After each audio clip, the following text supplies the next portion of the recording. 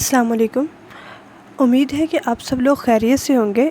आज का हमारा जो टॉपिक ऑफ डिस्कशन है वो है वॉन डेर वाल इक्वेशन। ठीक है, तो जैसे यहाँ पे आपको दिखाया जा रहा है कि वॉन डेर वाल इक्वेशन जो है वो नॉन आइडियल गैसेस के जो बिहेवियर है उसको डिस्कस करती है या उसको डिस्क्राइब करती है। ठीक है, और इसकी जो इक्वेशन है यहाँ पे वो भी मेंशन है कि p + a n² और v स्क्वायर और into v minus N B is equal to N R T. ठीक है, तो इससे आपको अंदाज़ा हो रहा होगा कि जैसे एन आर टी जो ये कॉमन है विद आइडियल गैस इक्वेशन। तो ठीक है, तो फिर हम ये देखते हैं कि फिर अगर यहाँ पे एन आर टी आ रहा है तो फिर इन दोनों का जो डिफरेंस है वो क्या है। ठीक है, तो अभी हम इसको सारा डिस्कस करते हैं। तो चलिए हम अपना लेक्चर स्टार्ट करते हैं आज का।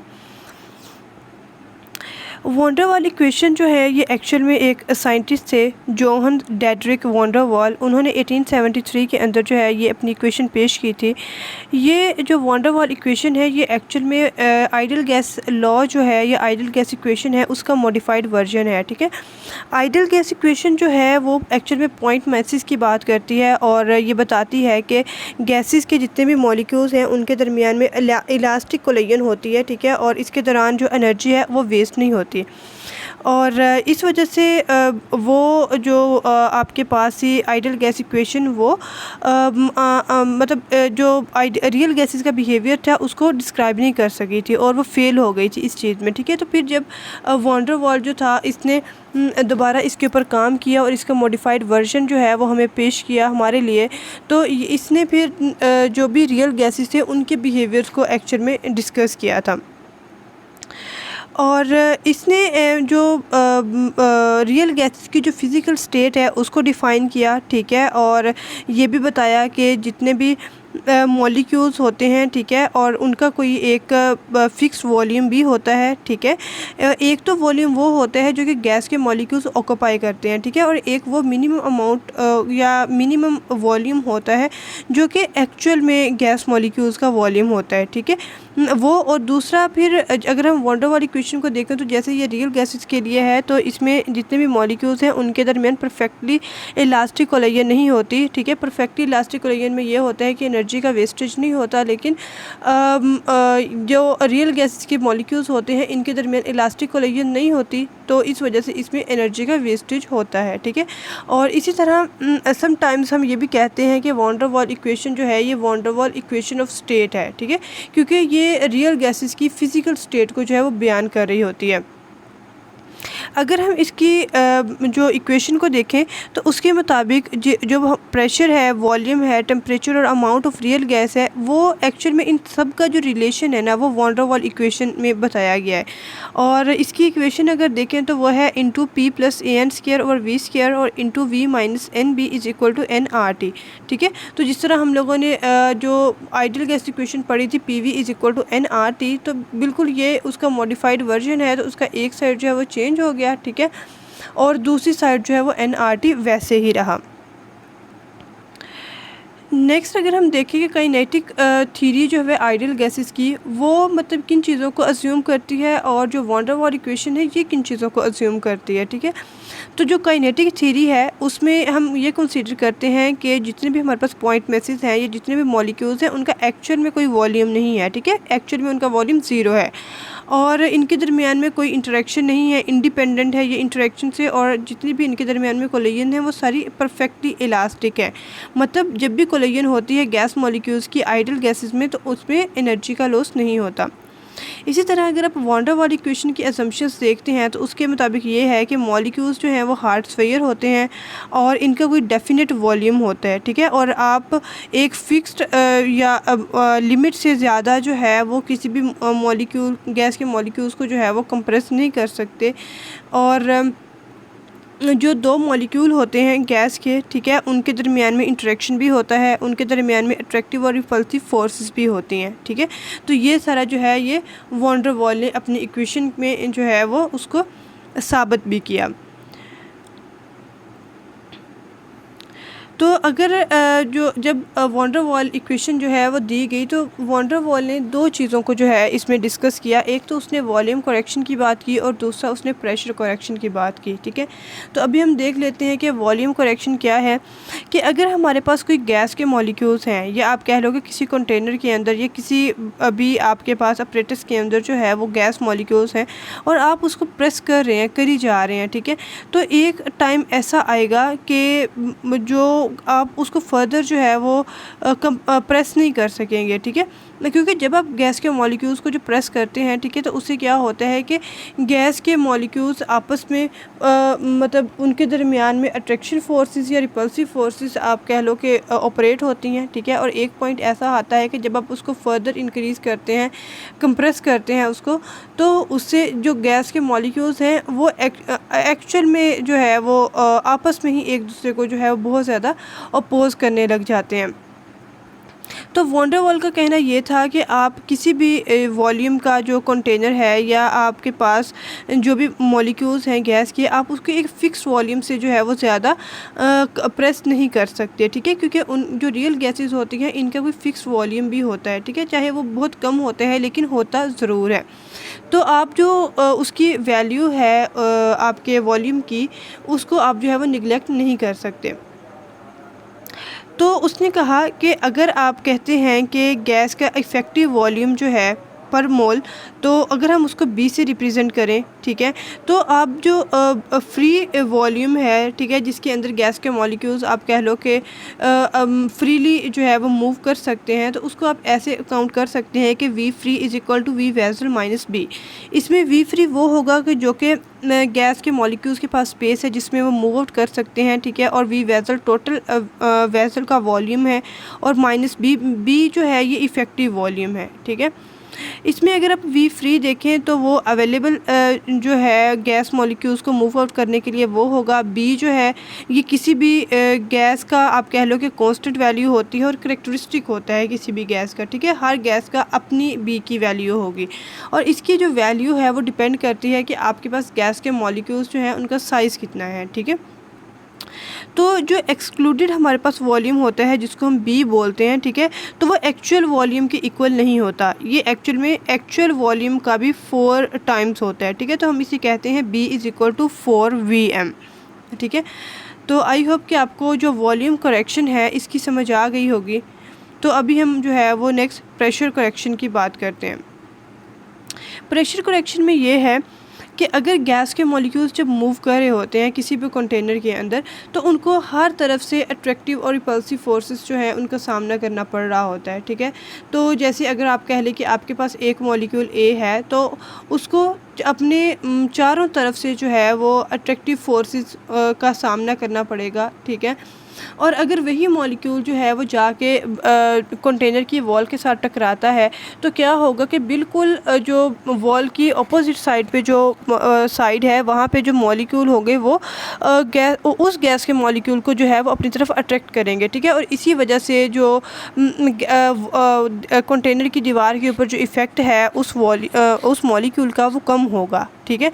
तो फ़र्ज़ करते हैं कि हमारे पास एक मॉलिक्यूल है, ठीक है, और एक इसने जाके जो है वो वॉल के ऊपर टकराया है, ठीक है, और इसके साथ एक और जो है वो मॉलिक्यूल था बी ने जो है वो इसको अट्रैक्ट किया, ठीक है। तो अब हमने ये देखना है कि जो प्रेशर जो है वो मॉलिक्यूल ए ने जाके वॉल के ऊपर जो है वो आप कह लो कि किया, असरअंदाज किया उसने, या प्रेशर क्रिएट किया, वो कितना होगा।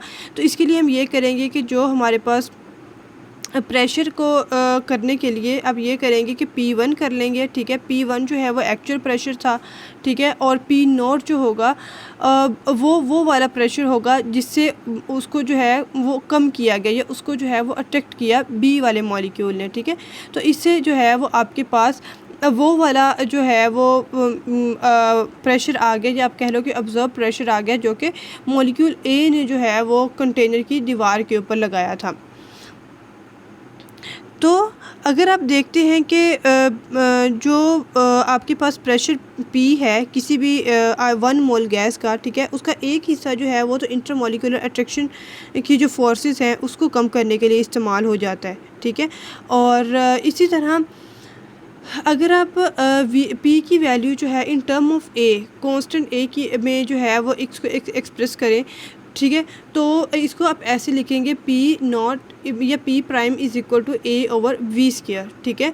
और A जो है ये एक्चुअल में अट्रैक्टिव फोर्सेस होती हैं, ठीक है, जो कि कांस्टेंट वैल्यू होती है। तो अगर हम इसको प्रूव करें इसी इक्वेशन को, तो इसके मुताबिक ये है कि जैसे देखिए आपके पास एक प्रेशर जो था वो मतलब लगाया ए टाइप के मॉलिक्यूल ने, ठीक है, जो कि वॉल के ऊपर जाके जिसने स्ट्राइक किया, ठीक है, और वहाँ पे एक और मॉलिक्यूल था बी टाइप मॉलिक्यूल जिसने उस मॉलिक्यूल को अपनी तरफ या अंदर की तरफ जो है वो खींचा। इससे क्या होगा कि जो नेट फोर्स ऑफ अट्रैक्शन होगी, ठीक है, तो वो किसके प्रोपोर्शनल हो जाएगी, वो कंसंट्रेशन ऑफ ए टाइप और बी टाइप मॉलिक्यूल के बराबर हो जाएगी। तो आप ये कहेंगे कि P directly proportional to concentration of A और कंसंट्रेशन ऑफ बी, ठीक है। इसी तरह अगर आप ये कहते हैं कि N जो है वो नंबर ऑफ मोल्स हैं ए और बी के सेपरेटली, तो टोटल वॉल्यूम जो होगा वो जो कि दोनों मॉलिक्यूल्स ने जो है वो ऑक्यूपाई किया हुआ है वो V होगा, ठीक है। और इसी तरह N ओवर V जो है is a number of moles होंगे, ठीक है, जो कि डेसीमीटर क्यूब जो है वो मोल्स पर डेसीमीटर क्यूब में होंगे, ठीक है, A और B के सेपरेटली। तो इसी तरह अगर आप ये करें कि P directly proportional to N over V और N ओवर V, एक जो है वो एक A मॉलिक्यूल का हो गया और दूसरा B मॉलिक्यूल का हो गया।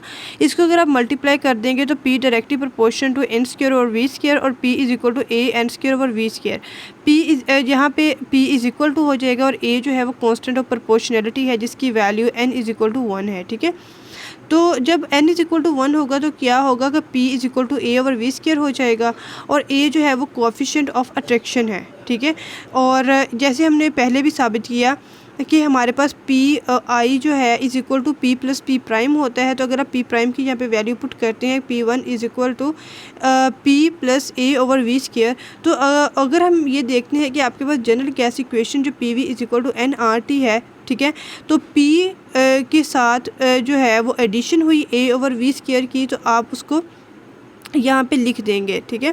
तो जैसे आपके पास अगर आप N की वैल्यू भी इसके अंदर पुट करते हैं तो आप इसे लिखेंगे P plus N square A over V square, और साथ में अगर आप जो हम लोगों ने पहले वॉल्यूम की वैल्यू जो है वो फाइंड आउट की थी तो वो होगी V minus N B is equal to nRT, ठीक है। तो इसमें A और B जो हैं वो वान डर वाल कॉन्स्टेंट्स हैं।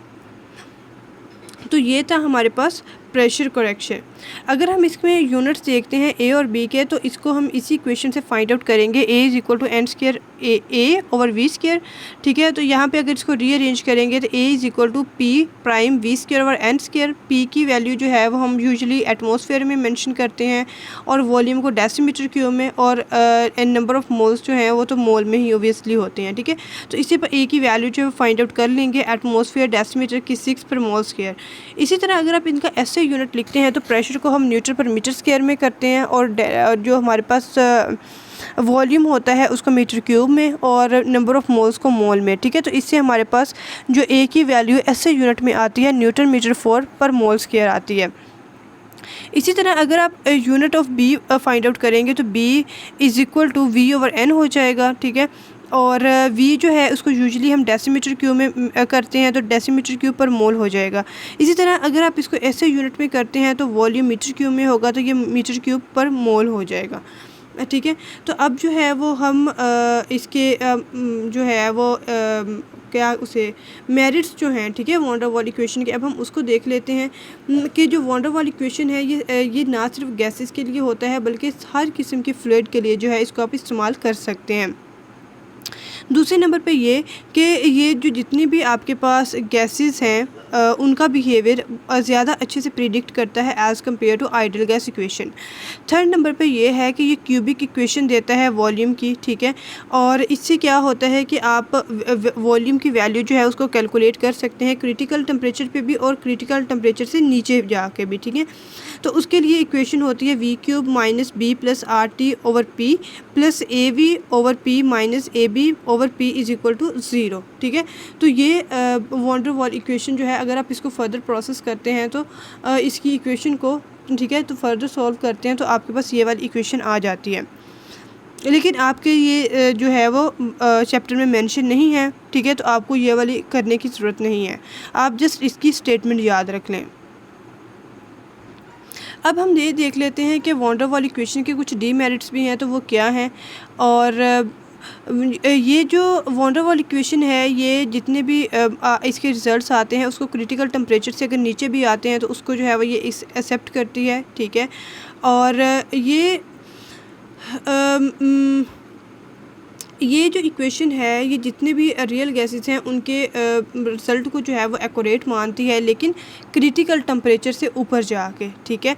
और इसी तरह ये इक्वेशन जो है, जो जितने भी ट्रांजिशन फेजेस हैं, लाइक जैसे गैस जो है वो लिक्विड में चेंज हो रही है, तो इसके दौरान जो आपका क्रिटिकल टेम्परेचर है वो बिलो होता है, ठीक है। तो ये इक्वेशन जो है वो इसको एक्सप्लेन नहीं कर सकती। तो ये कुछ इसके डीमेरिट्स है, ठीक है। तो यही हमारा आज का लेक्चर था। आई होप कि आपको जो है वो समझ आ गया होगा। अगर समझ नहीं आया तो आप कमेंट सेक्शन में पूछ सकते हैं। अल्लाह हाफिज़।